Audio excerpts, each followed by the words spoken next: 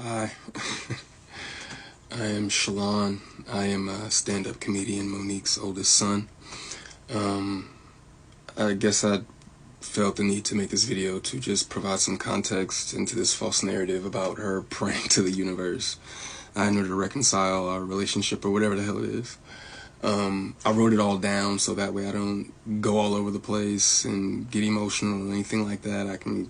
So I'm gonna talk like I'm reading a script, but it's just gonna help me kind of stay together.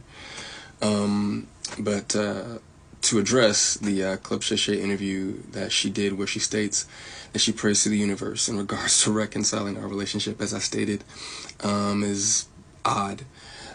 My mother and I both know that that is a very false narrative, and I would like to free her of having to continue telling that lie. Faith without work is dead, and neither one of us cares to put forth any effort to reconcile with the other.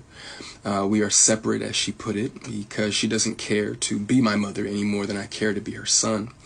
Neither one of us has had the desire to reach out to the other in a very long time, and I don't think that either of us anticipates that feeling ever returning. Speaking with my mother directly, in my experience, will either lead to some odd newfound moment of clarity in regards to how she was as my mother, or she retreats back to daddy to move forward with a conversation. And I'm tired of hearing my mother's truths. Newsflash, I'm not sure if people know, but standing in your truth doesn't make you noble. I'm not sure if people are aware of that. But responding this way, I feel as though it allows me to say my piece uninterrupted.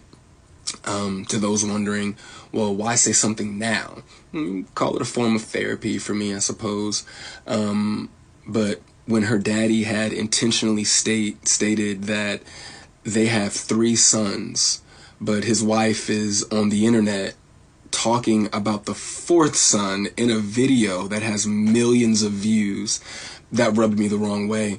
But anyway, to inform a child that you are not interested in being a mother at a time when that kid is the only kid, that has the potential to lead a child to believe that you are not interested in them specifically. But to take it a step further, you also admit, my mother had also admitted to me that she didn't do the best job that she could do, which would also make one begin to question, all of your past decisions and prior emotional interactions. But to be completely honest and fair,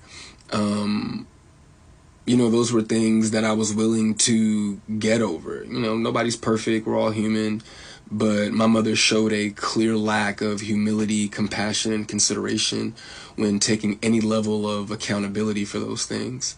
My mother does a fantastic job of acknowledging a lot of things, but she doesn't take accountability very well, and anything that she may take true accountability for, it's only at her convenience, in my experience.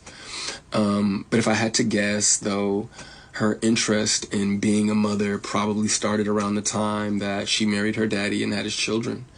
But that interest, obviously seemed one-sided, and as it should have been.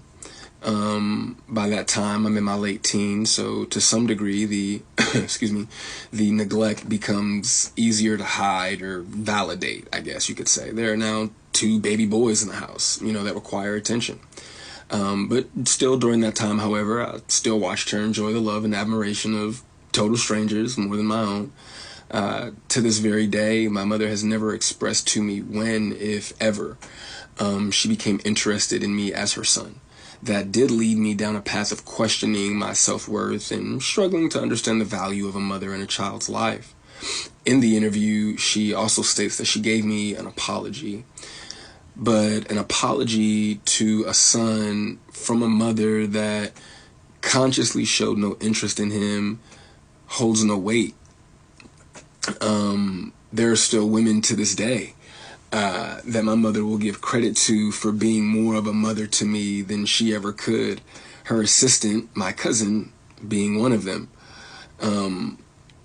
Every time, though, that my mother would state that she was right here whenever I was ready, That ideology still blows my mind today, that a person could openly admit to being an uninterested, not put my best foot forward type of parent, and be so self-centered that they still express to the kid, you have to come to me when you're ready. You got to come to me for us to make this right. Okay. But I'm not sure what my mother could possibly think that she has shown me in the past or have for me now that's not money, goodness gracious, that would make me want to come to her or whatever those feelings are supposed to be. A mother is supposed to be the first woman that a boy falls in love with.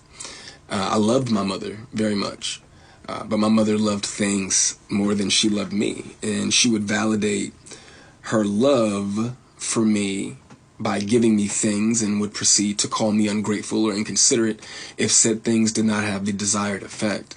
I couldn't imagine what it's like to be her, though, to ask God for what you want, and then he gives you what you need, though, only for you to ignore it and have the audacity to ask God for something else. And I'm glad I don't I'm glad I didn't do that. And when he told you no, you went to the universe instead. By no means, though, do I want to give off any type of an impression that I am a victim of anything. It's not the case. As you can see, I'm smiling from ear to ear. I'm alive. I'm happy. I'm a dad. I'm healthy, I think. I drink a lot of water. I'm getting over a cold now.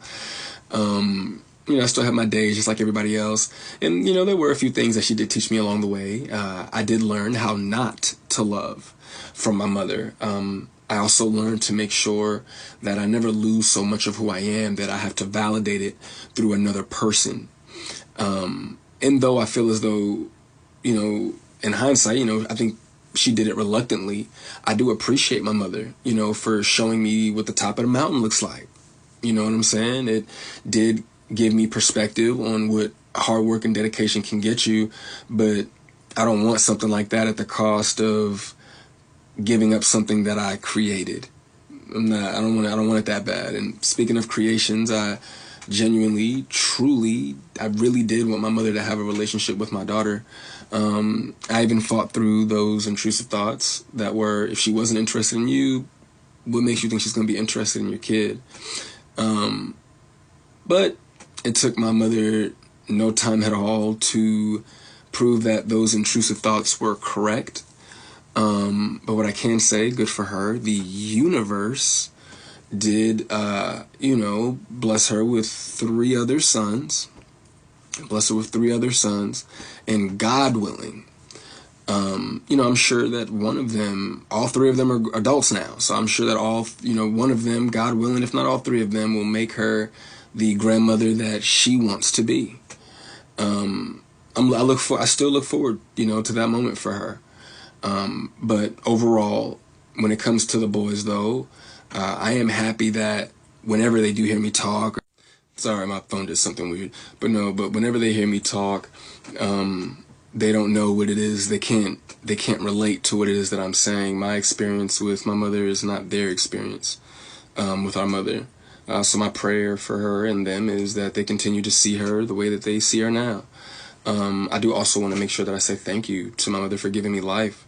Without that moment in time, I wouldn't have had my little one. But outside of that moment, there isn't anything that either of us has to offer the other. In my opinion, it's a waste of God's time and the universe's time for praying for something that you were not willing to put forth any effort to obtain. Putting the work into becoming Monique is more important to my mother than being my mother. And I do not believe that it was never about her being there and waiting for me, but it was supposed to be about me being there and waiting for her. My mother's value had reached such a low point in my life that I no longer found it necessary to either want to wait for her or even go to her. But like I said, man, I'm super grateful that she has the opportunity to do it all over again. I'm happy for her. I hope the Cat Williams tour goes well, but the narrative that she prays for us to reconcile is a false narrative. It's not real, and I'd appreciate it if she stopped saying stuff like that.